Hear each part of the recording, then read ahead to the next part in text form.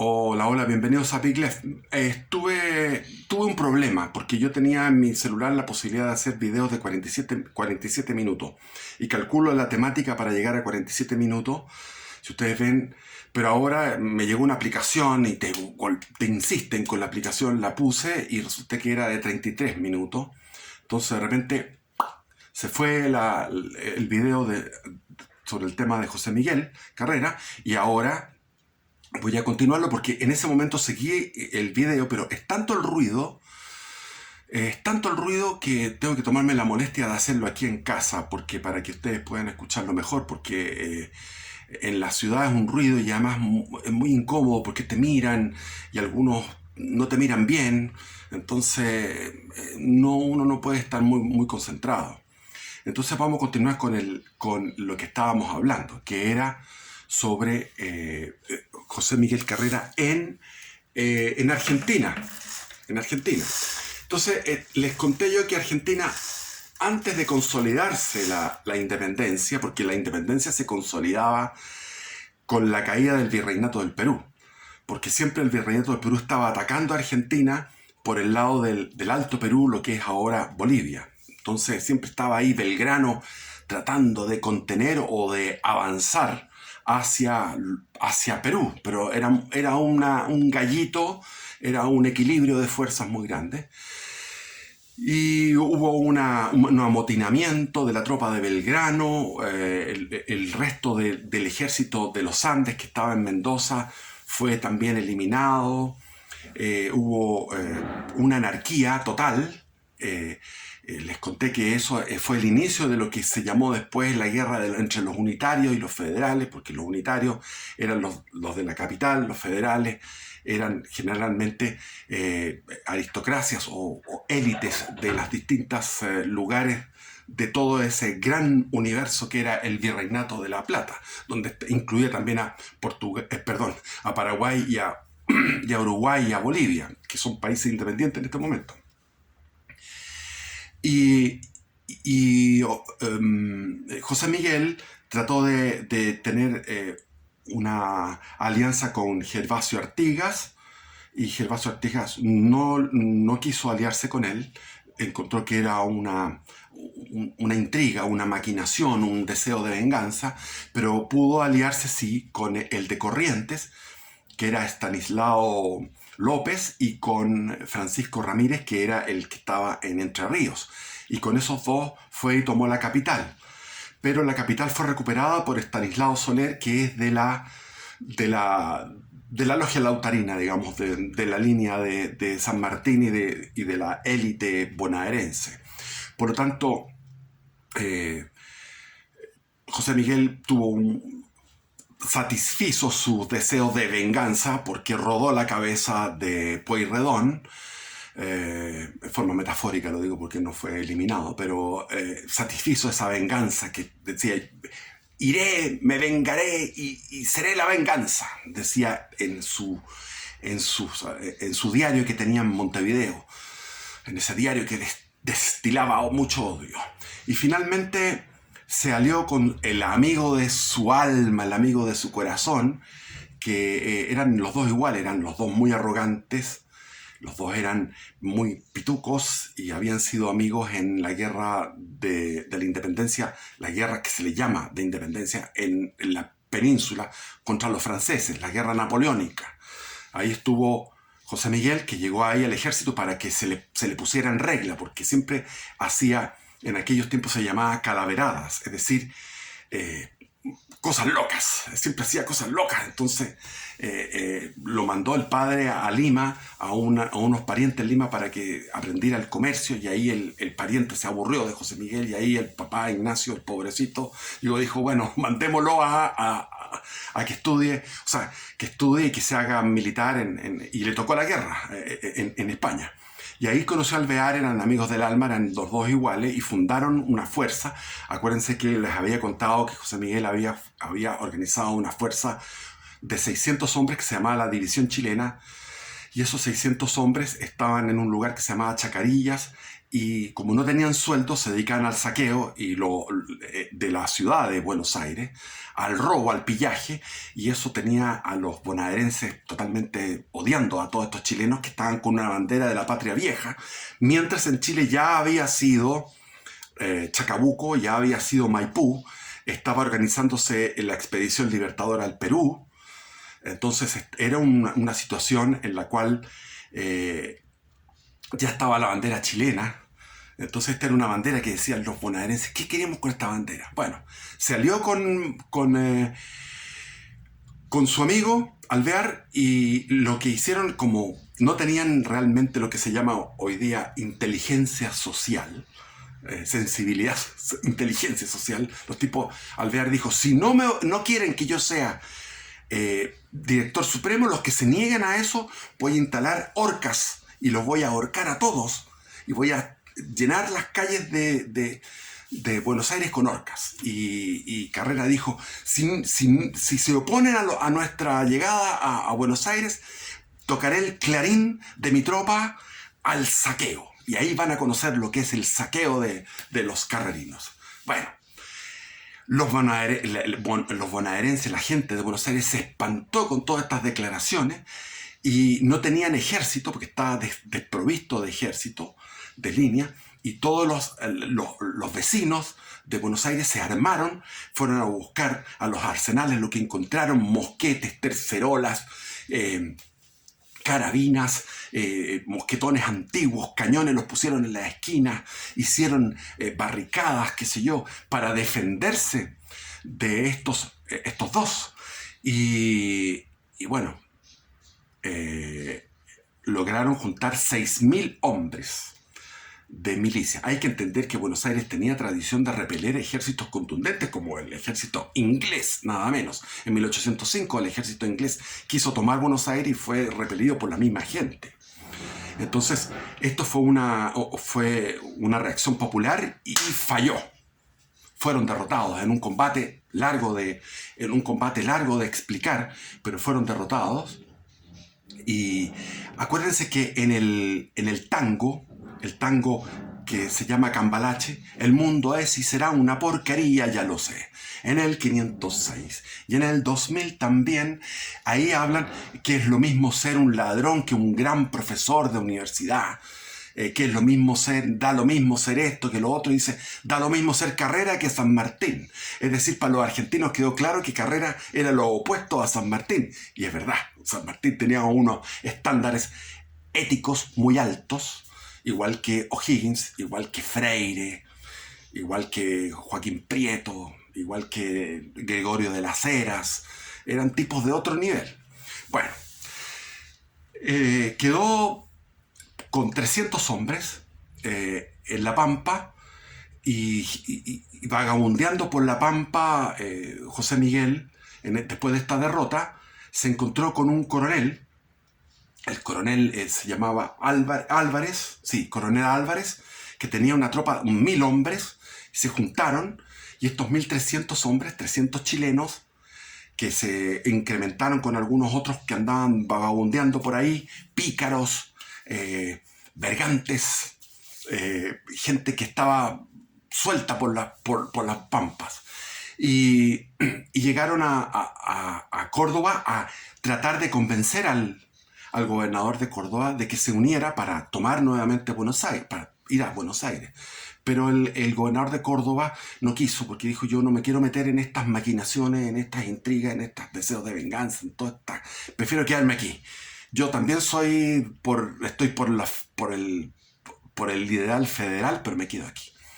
Y finalmente tuvieron que enfrentarse, y hubo un combate fuerte donde perdió Álvarez y Carrera, perdieron, y Carrera nuevamente fue a vagar por las pampas, quedó con 100 hombres, y con los 100 hombres se fue en un viaje muy duro a través de la pampa hacia el sur. Llegaron a la zona de lo que es ahora Viedma, a orillas del río Negro, para entrar en un parlamento con los mapuches de allá. Los mapuches le dijeron, ¿qué quieres tú? Bueno, yo quiero llegar a Chile.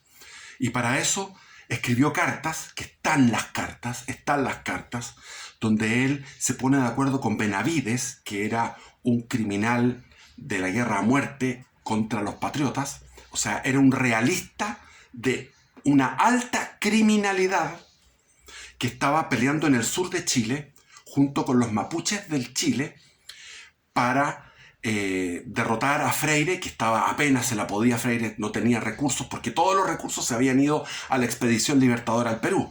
Entonces Chile ya no tenía esos 4.000 hombres de primera línea que había forjado como buen hombre de cuartel San Martín, porque se habían embarcado con Cochrane, con Plan Concalada, a conquistar, a independizar Perú. Por lo tanto, Chile estaba con muy poca tropa, apenas se quedó un resto de tropa harapienta y hambrienta en Concepción al mando de Freire, que apenas podía, y Prieto en Chillán, tratando de combatir a este Benavides, y Carrera se puso de acuerdo, están las cartas, con Benavides para él pasar por el sur y tomar Chile por el sur y avanzar para derrocar a O'Higgins. Porque la obsesión de él era derrocar a O'Higgins y ser presidente, o sea, volver a su rango de presidente o de dictador, como quiera llamarse. Entonces, los araucanos, los mapuches o araucanos, le dijeron: nosotros queremos pillaje, queremos botín. Y para allá, para Chile, ya tenemos nuestros hermanos que están ahí, que están haciendo eso, y nosotros queremos hacerlo por este lado. Entonces ya llegaron a un acuerdo de ir hacia la Pampa Argentina. Y ahí el cacique, que era uno de los antecesores del Namuncurá, juntaron 600 lanzas mapuches arriba de caballos, 600 jinetes, más los 100, que eran los 100 chilenos carrerinos, al mando de Benavente, que era Benavente era un penquista que había peleado con Carrera toda la vida, y él era el que hacía la carga de caballería. Y está en la historia de Argentina las famosas cargas de este penquista Benavente, porque eran cargas tremendas, donde él llegaba a las trincheras y con un brazo fuerte sapleaba 3, 4, y todos los demás lo mismo, eran de una furia tremenda. Más los 600, eran 700 jinetes. Y llegaron a un pueblo que está en el límite entre la pampa húmeda y la pampa seca, en el occidente de Buenos Aires, en el límite de la provincia de Buenos Aires. Y ahí se produjo, había 40 milicianos apenas armados con armas de fuego. Arrasaron con los 40 milicianos. Imaginen los 40 milicianos mirando a estos 700 en una carga increíble. Este teléfono se puso malo, lo siento. Bueno, y mataron a los viejos, a las viejas. Las mujeres, que eran 400 mujeres del pueblo, se refugiaron en la iglesia. No respetaron la iglesia, entraron a la iglesia y ahí mismo violaron a las mujeres. Seleccionaron de las mujeres, de las 400, 250, las llevaron a la grupa de los caballos. Encontraron un convoy que llevaba 200 barriles de agua ardiente. Llevaron 3.000 cabezas de ganado, 3.000 cabezas de ganado, 200 barriles de aguardiente y 250 mujeres y algunos niños. Todo lo demás destruido, la iglesia destruida, todo destruido, todos muertos. Y como están la descripción, fueron horribles. Bueno, se llevaron todo esto hacia la zona mapuche, que era en el río Negro, actual Vietnam, actual Patagones, y ahí nombraron a José Miguel Pichirrey, que significa pequeño rey. Y se armó la gran fiesta con todo este aguardiente, y se rifaban, se jugaban, se batían a duelo por las mujeres. Las mujeres pasaban de uno a otro porque uno perdía en el juego con los naipes o en el juego de los sorteos. Y Benavente le dijo a José Miguel Carrera: si nos quedamos aquí, no tenemos nada que hacer aquí, esto es horripilante, vámonos de aquí. Ellos tenían un número de mujeres, que era alrededor de un centenar de mujeres que le correspondían a los chilenos. Y se fueron con esas mujeres y los arengó Carrera y le dijo, vamos a ir a buscar, a reforzar un ejército, y con ese ejército que vamos a encontrar en las pampas de los que están fugitivos, vamos a ir a Chile por el lado de San Juan, por el lado de La Serena, y por el norte vamos a derrocar a O'Higgins y vamos a ser reyes de Chile, por decir así, una manera de una arenga. Y salieron de ahí en un momento en que los indios estaban todos borrachos, botados, se fueron con sus mujeres y llegaron a La Pampa, y en La Pampa logró juntar un ejército de 580 hombres de todos los que iba encontrando en La Pampa, como les decía, pícaros, ladrones que andan por ahí, gente, soldados que andaban en estas guerras, andaban sueltos por ahí, y logró juntar estos 500 hombres y se fue hacia Mendoza. Perdón, hacia San Luis, y tomó San Luis. Entonces en Mendoza vino una alarma, estaba el gobernador Morón, pidió refuerzos a O'Higgins, pero no podía mandar a O'Higgins desde Santiago refuerzos a Mendoza porque no tenía hombres, no tenía recursos O'Higgins, y por otro lado estaba la cordillera cerrada por la nieve. Mandó algunas armas que había en Santiago, que cruzaron esas armas con mucha dificultad porque la nieve estaba muy alta, y llegaron para reforzar la defensa de Mendoza. Y ahí Carrera fue a tomar Mendoza y se encontró con Morón, y Morón lo enfrentó, pero murió, se cayó del caballo. Monroy, que era uno de los líderes de la guerrilla carrerista, le mandó 20 lanzazos, lo despedazó, y fueron derrotados los mendocinos. Pero Carrera, como era diluido, volvió a San Luis y les dio un mes y medio. En San Luis se dedicó a hacer cosas administrativas, cosas diluidas. Y finalmente había un teniente de las guerras napoleónicas que era francés, y él dijo, y disciplinó la milicia y armó un ejército de la nada. De nuevo, se rearmó la defensa. Los vecinos de Mendoza estaban aterrados, así que se rearmó la defensa, y esta defensa marchó a enfrentarse con Carrera, y Carrera fue derrotado. Por lo tanto, él después de esa derrota dijo, voy a ir a tomar San Juan. Se fue a tomar San Juan, y lo persiguió. Se me olvida el nombre del tipo, pero fue a la cacería de Carrera. Y Carrera, en un momento terminado, se encuentra con ellos porque se adelantaron para proteger San Juan, y se adelantaron a un lugar que era un lecho de río que estaba seco en ese momento, porque son lugares muy desérticos, donde el lecho de río tiene mucha piedra, mucho ripio y mucha arena. Entonces la caballería no podía maniobrar bien. Y detrás había una trinchera natural que se producía por una sequía de río que pasaba por ahí al lado. Entonces se pusieron ahí los fusileros mendocinos, y Benavente hizo su carga de caballería como siempre, pero los caballos no le respondían. Hizo otra carga. Carrera puso a las mujeres atrás, como disfrazándolas como que fueran soldados. Todas las mujeres cautivas que llevaban las puso atrás como para simular que tenía más fuerza. Y finalmente Benavente tuvo que huir porque vino un contraataque de los mendocinos, y se refugió, se escondió en un matorral, salvando su vida Benavente. Los otros, y quedó un grupo, y ese grupo, ellos ya estaban informados, ese grupo carrerino ya estaban informados de que el nuevo gobernador de Mendoza había ofrecido una amnistía, un perdonazo a los que entregaran a Carrera. Entonces los tipos llegaron y empezaron a decirle a Carrera, te vamos a entregar, weón. Carrera le suplicó, y eso lo cuenta en sus memorias Benavente, que era un tipo valiente y un fervoroso carrerista, que después fue el único que paró en 1826, en plena anarquía en Chile, cuando fue ese amotinamiento en Santiago, que entró uno de los amotinados a caballo dentro del Congreso.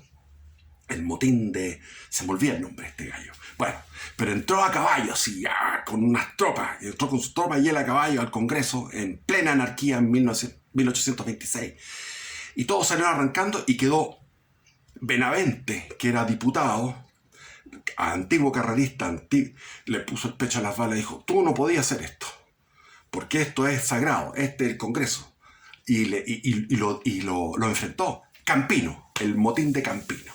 Bueno, este gallo en sus memorias cuenta que Carrera les suplicaba: por favor no me entreguen a sus mismos hombres. Y sus mismos hombres, los que quedaban, que era un pelotón pequeño porque los demás huyeron o se escondieron por ahí, entregaron a Carrera. Y llevaron a Carrera al juicio sumario en Mendoza. La gente de Mendoza lo odiaba, toda Argentina lo odiaba. Toda Argentina lo odiaba por lo que había pasado. Entonces el juicio fue rápido y vino el fusilamiento. Escribió una carta a Mercedes Fontecilla, que era su mujer. Una carta. El sacerdote quiso confesarlo, él se negó a la confesión. Incluso cuando estaba en el pelotón a punto de disparar, arriesgando su vida, el sacerdote dijo: momento. Le mostró el crucifijo para que lo mirara, y a través de mirar el crucifijo se arrepintiera sin confesión y pudiera salvar su alma. Y no miró el crucifijo, porque se fue con una soberbia tremenda. Estaba toda la gente de todo Mendoza mirándolo con un odio rabioso, y él mirándolos con un desprecio y una soberbia infinita. Y en un momento un niño le sacó la lengua y él hizo una talla y se rió, y después dijo: bueno, ¿con qué sombrero me voy a este entierro? Echaba tallas. Y así murió Carrera. Con respecto a los otros Carrera, se dice que fue O'Higgins y San Martín los que en el año... fueron 2 años antes, 3 años, 2 años antes. Se dice que O'Higgins o San Martín mandaron matar a los hermanos Carrera. Eso no es efectivo. O sea, estaba O'Higgins y San Martín en un problema muy grande cuando se produjo el juicio de los 2 hermanos Carrera. Habían sido dispersadas las fuerzas patriotas por una asonada nocturna de las tropas realistas que produjo una dispersión de todas las tropas. No una derrota, pero sí una dispersión. Eso se llamó el desastre de Cancha Rayada. O'Higgins quedó herido porque tuvo que enfrentarse al grueso de las tropas. Su división fue la que sufrió todo el embate de todas las fuerzas realistas. Esto fue en Cancha Rayada, que ahora es la ciudad está el Cerro Baeza. El Cerro Baeza estaba al alto mando, donde estaba San Martín. Si ustedes están ahí en Talca, hay muchas cosas interesantes. Está el famoso Spano, que murió ahí, la toma de Quintanilla con los guerrilleros. Talca tiene mucha historia con la independencia. Y la tropa realista atacó por ese lado hacia el Cerro Baeza, en lo que es ahora una población de Talca. Y estaban en una dispersión tremenda y O'Higgins sangrando, muriendo, porque no se atendió hasta llegar a Chimbarongo, donde se juntaron las tropas. Y finalmente les llegó la información, cuando llegaron a Santiago, de que se iba a fusilar a los Carrera, y ellos enviaron una carta. O'Higgins y San Martín enviaron una carta pidiendo clemencia, que no se les fusilara. Esa carta llegó atrasada. Se fusilaron estaban ellos en la batalla de Maipú, estaban preocupados de salvar el pellejo y de ganar la guerra. Por lo tanto, la carta llegó atrasada y fueron juzgados por el pueblo, por petición del pueblo mendocino, porque ellos fueron a hacer un complot largo de contar toda la intriga, el complot que iban a hacer ahí en Mendoza. El tema de Manuel Rodríguez es otro tema también que es un mito, porque está claro que está ahí la huella de Monteagudo. Habría que entender quién era Monteagudo, que era un tipo arribista, era un mulato que tenía resentimiento social y que se metió en el club de la Logia Lautarina y que estaba con San Martín y era un excelente secretario. San Martín estaba con problemas mentales porque estaba fumando mucho opio y se sentía mal físicamente. Entonces, Monteagudo fue el que urdió todo esto de eliminar a Manuel Rodríguez. Manuel Rodríguez era un tipo valiente, qué duda cabe que era valiente, pero está magnificado, ha sido magnificado, está más grande de lo que es y del papel que jugó en todos estos acontecimientos, más bien negativos. Era un anarquista, por lo tanto, está bien que la izquierda se identifique con Manuel Rodríguez. Y la izquierda se identifica con los Carrera porque como que son víctimas. Entonces está el tema de la víctima, de la cultura woke, que ya venía de antes. Esto de, claro, Jesús era un revolucionario que fue muerto por el Imperio Romano, por lo tanto él era el bueno. Entonces las víctimas son buenas. Las víctimas son buenas, entonces es más agradable. Y como les contaba, la aristocracia castellano-vasca, mal llamada aristocracia, ciútica y acomplejada, no podía tener como padre de la patria a un guacho, porque para ellos ser guacho es lo peor, y que no era de su rango y de su abolengo. Por lo tanto, Carrera sí lo era, por lo tanto lo endiosan y le limpian y lo limpian. Los argentinos no, porque lo tienen en el tango Cambalache. Eso es lo que quería contarles. Para mí el padre de la patria es Pedro de Valdivia. Yo soy el padre de la patria, Pedro de Valdivia. Y cuando hablen en contra de los españoles, pueden decir ustedes, miren, el rey de España o el imperio español, ¿cómo era Chile antes, en 1541, cuando llegó Pedro de Valdivia? ¿Y cómo pasan 270 años en 1810? ¿Cómo era Chile en 1810? Tenemos ciudades: Copiapó, Vallenar, La Serena, Coquimbo, Santiago, Valparaíso, Talca, Curicó, Linares, Concepción, Angol, Villarrica, Imperial, que era Carahue, la de ahora, Carahue, Purén, Valdivia, Osorno, Castro, Ancud, lleno de ciudades.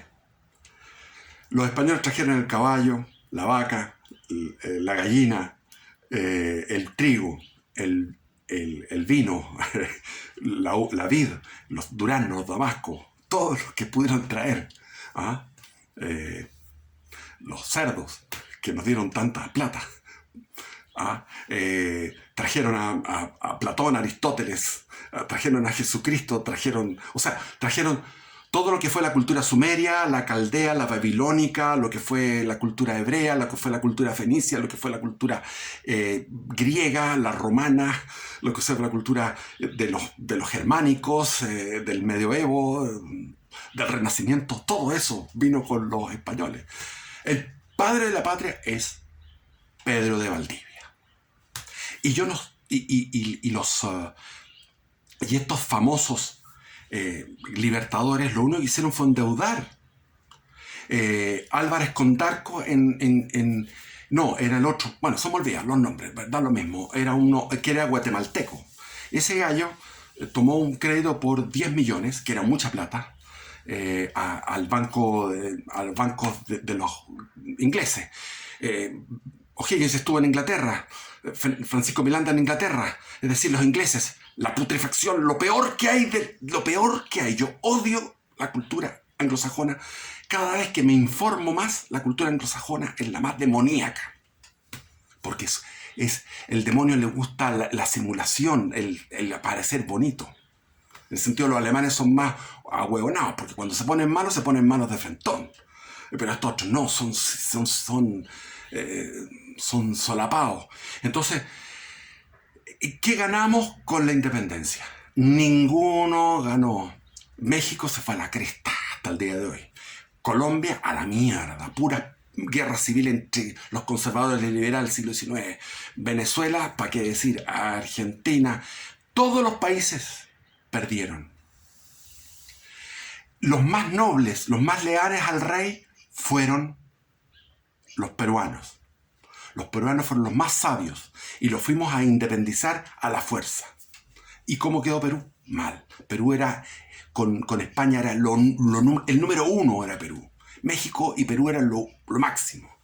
¿Y cómo quedó? ¿Cómo está Perú? Pero Perú mantiene esa cierta sabiduría, mantiene eso todavía, Perú. Y sin embargo, los que eran los más fervorosos por la independencia, que era el Río de la Plata, es decir, Argentina y Venezuela, de donde salió Bolívar, el carajo de Bolívar, y el no tan, el correcto, el tipo bueno que era San Martín, pero todo esto, desde ahí es donde los países que están más malos, los que están más mal, Venezuela y Argentina. Y nosotros somos un equilibrio entre Perú y somos una mezcla de Perú y Argentina, en Chile. Entonces, ¿qué ganamos? No ganamos nada, nos endeudamos, vinieron los motines, vinieron las azonadas, los golpes de Estado, las dictaduras, sectores, los federales que se independizaban por todos lados, caudillos aquí, caudillos allá, constitución número 1, constitución número 2, constitución número 3, república 1, república 2, república 3, masonería, liberalismo, eliminación de las tradiciones, los campesinos diezmados, eliminados, empobrecidos, pobreza, caos, politiquería, democracia. Todo eso vino con la independencia. Por lo tanto, no hay que celebrar la independencia. Por lo tanto, yo no estoy ni con San Martín, a pesar como lo defiendo en cierto aspecto para ser correcto con la verdad. Pero San Martín, O'Higgins, Bolívar, todos los huevones a la chucha. Por eso me quiero escribir un libro donde voy a narrar todo lo que es la resistencia realista en Chile, que fue la más fuerte de toda Hispanoamérica. La última bandera en ser arriada, bandera realista en ser arriada, fue en Castro, en Chiloé, en el 1826. Pero continuó la resistencia en toda la zona de Arauco. ¿Por qué? Porque las huestes de Carrera dejaron muy mal recuerdo. Por lo tanto, todo el pueblo del sur de Chile fue resistente. Resistieron hasta 1832. De distintas formas. Incluso cuando llegó Darwin, se encontró con gente campesina que le decía que esperaban todavía al rey de España para que los liberara de lo que había pasado, la negatividad que llegó con la independencia. Eso es. Por eso que soy hispanista. Y mi tatarabuelo era el jefe de los realistas, don Santos Izquierdo. Y se me va el tiempo. Que fue el 18 de septiembre, fue a encarar a la Junta de Gobierno. Dijo, esto no es correcto, dijo Santos Izquierdo, mi tatarabuelo. Esto no es correcto lo que están haciendo. Esto no corresponde. Bendiciones, Villa Cristina.